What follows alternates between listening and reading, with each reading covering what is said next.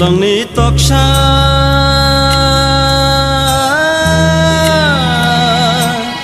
বলংনি তকসা সুচুই সাচাই পুংবাই খাদো দিনি বয়ার কুচাং শিবই সেরাঙ্গো খাপাঙানি মুম্বাই মালাই তেরে তংথমানি বয়ার কুচাং শিবই সেরাঙ্গো খাপাঙানি মুম্বাই মালাই তেরে তংথমানি বলংনি তকসা।